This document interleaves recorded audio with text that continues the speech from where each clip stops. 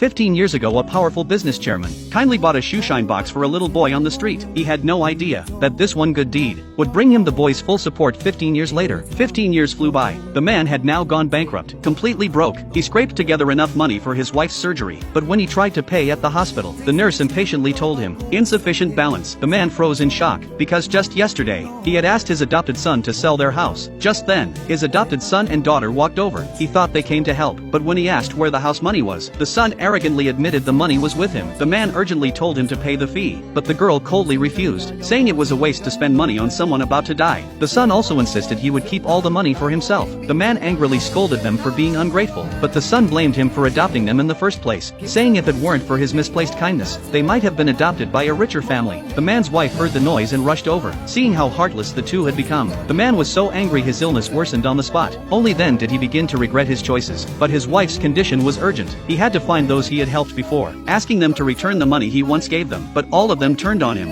saying they had no proof of debt, and would only pay him back if he had an IOU. The man was furious, and flipped over their mahjong table, but was met with a brutal beating. They even made him kneel and beg, saying they might repay him if they were in a good mood. Thinking of his dying wife, the man swallowed his pride and did as they said, but they went back on their word, and only laughed at him, then threw him out. Just then, the hospital called again. His wife's condition had worsened, and surgery was needed within 24 hours, or she would be in critical danger. But he had no money left. As he stood in despair, he suddenly saw a news report on his phone. A large corporation would host a charity gala tomorrow. He didn't know the CEO of that corporation was the same boy he had once helped. Encouraged by his kindness, the boy worked hard and built a business empire in just 20 years. He returned this time to find his benefactor. Unbeknownst to him, that very man was standing downstairs, but without an appointment. He couldn't get in to meet the CEO. Meanwhile, the adopted siblings were calling someone else father. For the sake of money, they agreed to help the man's old friend humiliate him. The friend decided to take them to the CEO's company, but halfway there, he got a call from the CEO's secretary. She asked if he had a bankrupt friend. He hesitated for a long time, but said nothing, so the secretary hung up. This sparked suspicion. They started guessing the CEO might be looking for the adoptive father, saying the man had made many enemies in his youth, and maybe the CEO was one of them. The adopted son came up with a wicked plan,